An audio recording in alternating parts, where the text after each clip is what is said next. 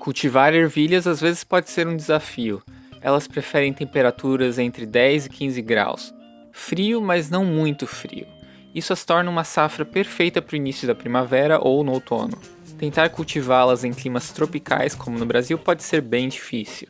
Mas se você vive em uma área mais fria, pode cultivá-las com sucesso, especialmente se seguir algumas dicas que vou compartilhar. Me chamo Léo Oliveira e estou plantando mais da minha própria comida nesta minha horta na cidade.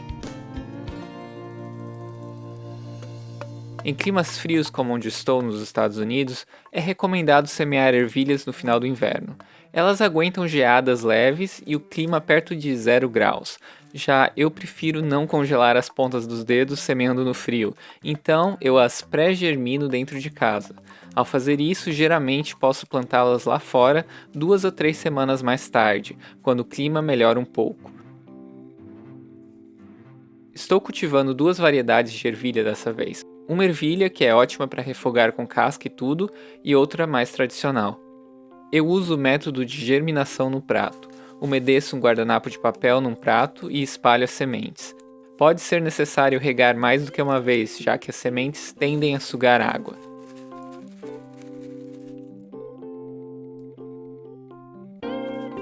Logo após, cubro-as com plástico. Quando as sementes germinarem, não vou plantá-las em copos como de costume. As ervilhas preferem crescer direto no lugar final. Já que gostam de temperaturas baixas e podem até resistir às geadas leves, faz sentido já plantá-las direto no jardim ao fim do inverno. Aqui em Maryland, há um curto período no ano em que as temperaturas são favoráveis ao cultivo de ervilhas. Ao contrário da Inglaterra, que tem primavera mais longa, fria e úmida, perfeita para ervilhas, aqui às vezes parece que o inverno se transforma em verão da noite para o dia. Se eu fosse semear diretamente no solo, demoraria de 2 a 3 semanas para começar a germinar. Isso se o solo estiver úmido o suficiente para inchar e rachar as membranas da semente. Isso atrasa o desenvolvimento delas a ponto de que, quando crescem, as temperaturas já estão chegando aos 30 graus. Usando esse método do prato, elas brotam em menos de uma semana e crescem de forma mais confiável. Não há nada pior na jardinagem do que semear e nem ver a germinação por causa do clima. No sudeste e sul do Brasil, você pode plantá-las já no inverno. Assim que elas germinam, eu já saio para plantá-las antes que suas raízes cresçam demais. As ervilhas são fixadoras de nitrogênio e podem melhorar a fertilidade do solo. Então estou plantando no mesmo lugar onde plantei couve no ano anterior, praticando a rotação de culturas. Eu afofo o solo um pouco, removendo as ervas daninhas, e planto as ervilhas germinadas uns 2 centímetros abaixo do solo. Você pode espaçá-las a cada 10 a 15 centímetros. Há um sentimento especial em semear no início da primavera. Como o poeta americano Robert Frost escreve em seu poema intitulado Colocando a Semente. Você vem me buscar no trabalho essa noite, quando o jantar estiver na mesa, e veremos se consigo parar de enterrar as pétalas brancas e macias que caíram da macieira. Pétalas macias, sim, mas não tão estéreis, misturadas com estas, feijão liso e ervilha enrugada. E irei junto com você, antes que perca de vista o que veio buscar e se torne como eu, escravo de uma paixão primaveril pela terra. Como arde o amor ao depositar a semente, continuando no vigiar por aquele nascimento precoce, quando ao que o solo se turva com a erva daninha, a muda robusta com corpo arqueado vem abrindo caminho e derramando as migalhas da terra. Usando esse método, em algumas semanas, as ervilhas crescerão uniformemente. Desta forma, há menos tempo para que o solo se turve com ervas daninhas, especialmente se coberto com matéria orgânica. Eu protegi os brotos com essas gaiolas para evitar o ataque das marmotas que rondam a área. Com algumas semanas de clima ameno, as ervilhas cresciam de vento em polpa. E embora as gaiolas tinham protegido elas da marmota esfomeada, se eu não criasse uma estrutura central para que as ervilhas subissem, elas se agarrariam às bordas da gaiola, tornando-se presas fáceis dessa fera vegetariana. Se tivesse uma boa cerca aqui, não precisaria das gaiolas, e o suporte central seria suficiente, e minha vida seria muito mais fácil, mas, infelizmente, devemos aprender a conviver com nossos inimigos. Para construir o suporte, recolhi ramos caídos. Os galhos devem ter uns 2 cm de espessura e não devem estar podres. Cortei os pedaços em segmentos retos, fazendo as peças mais longas possíveis, idealmente com 1 metro de comprimento. É uma boa ideia usar galhos de árvores de madeira de lei, pois são mais duráveis do que madeiras mais macias.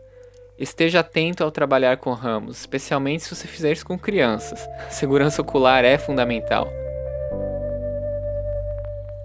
As plantas estavam agora com 15 a 20 centímetros de altura. Teria de sustentá-las antes que ficassem pesadas demais, tombando sobre si mesma, sufocando sua folhagem, impedindo um bom fluxo de ar e aumentando o risco de doenças. É claro que isso diminui a produção e é a última coisa que um jardineiro deseja. Eu escolhi as peças maiores e mais fortes primeiro para servir como suporte inicial. Enfinquei um lado no solo em ângulo, tomando cuidado para não danificar os pés de ervilha ao fazer isso. Dispus os outros galhos criando triângulos paralelos quase como costelas. Se você cortar as pontas em ângulo, será mais fácil de fincá-las. Escolha fazer isso num dia em que o solo não estiver encharcado e esteja macio e fácil de enfincar as estacas. Ao contrário de estacas retas, não dá para martelar os galhos no lugar.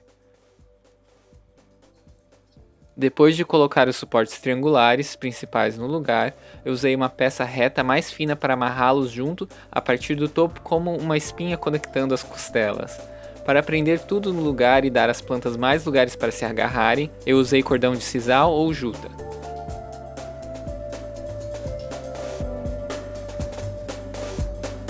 Embora possa escolher um fio sintético, acho melhor usar um produto natural, que se biodegrade e orne com o estilo rústico dos suportes. Comece amarrando as principais intersecções de galhos, prendendo com um nó forte. Corte o barbante com uma tesoura. Faça isso nos cruzamentos principais, especialmente nas extremidades.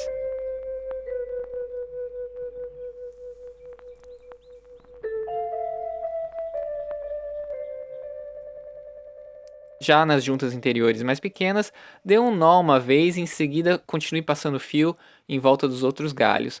Não há mesmo um método exato nisso, contanto que você faça nós suficientes e mantenha o fio bem apertado. Assim você vai montando tipo uma rede de barbante ao redor da estrutura, como numa teia de aranha. As variedades de ervilhas que plantei crescem até cerca de 1 metro no máximo, portanto não preciso criar suportes muito altos. Existem variedades de ervilhas de crescimento mais alto que precisam de suportes maiores. Nesse caso, você usa o mesmo conceito que estou mostrando aqui com galhos maiores. Eu vou.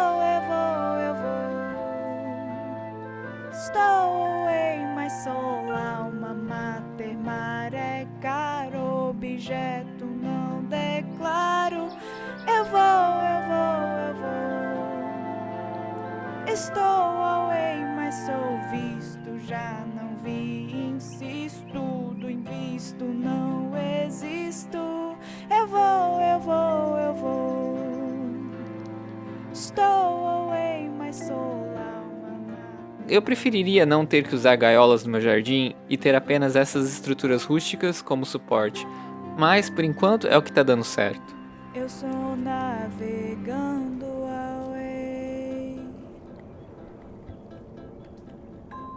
Algumas semanas depois, as plantas já estavam produzindo fruto após florirem. Resolvi preparar um cuscuz marroquino com ervilha salteada.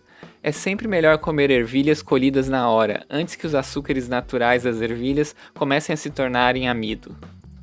Também prefiro colher pela manhã, quando as vagens estão crocantes e hidratadas. Eu vou temperar as ervilhas com endro, então colhi alguns raminhos frescos. Para comer as vagens também é importante colhê-las quando ainda novas. Nesta fase são macias e cheias de sabor. Lave bem as ervilhas em água fria.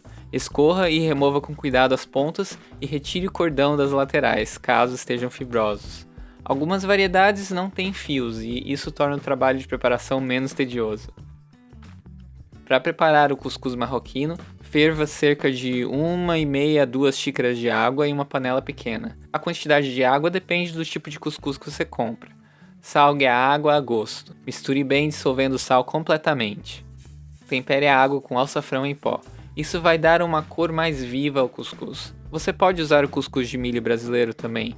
Somente será necessário cozinhá-lo no vapor, como de costume. Esse cuscuz marroquino ele já vem pré-cozido. Meça uma xícara de cuscuz em uma tigela. Assim que a água do açafrão começar a ferver, despeje na tigela. Misture bem e deixe hidratar.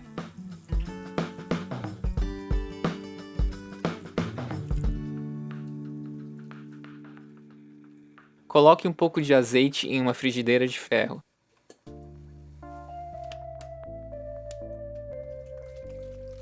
Adicione sementes de cominho a gosto. Você pode usar cominho em pó ou outro tempero se preferir. Deixe o óleo esquentar um pouco para pegar o aroma e o sabor do cominho. Cuidado para não queimar. Despeje as ervilhas e refogue.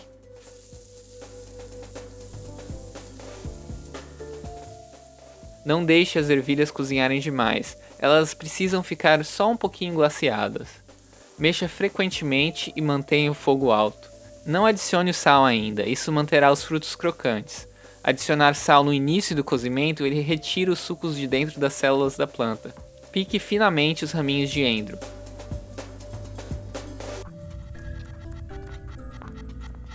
Você só precisa cozinhá-las por alguns minutos, até dourar.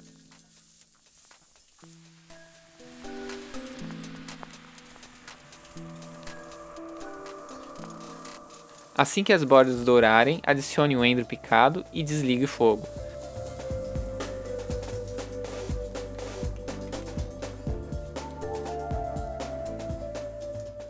As ervilhas continuarão a cozinhar um pouco devido ao calor residual da panela de ferro fundido.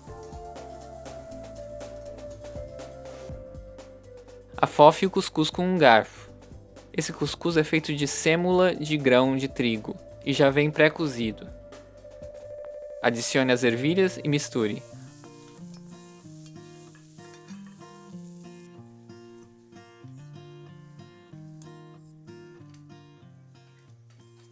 Um pouquinho de suco de limão potencializa o sabor do prato com a sua acidez. Para terminar é só pôr um fio de azeite de oliva extra virgem e pôr sal a gosto.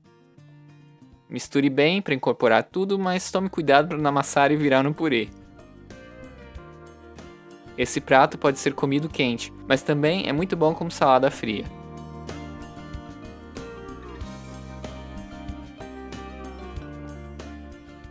Decore com um raminho de endro e bom apetite!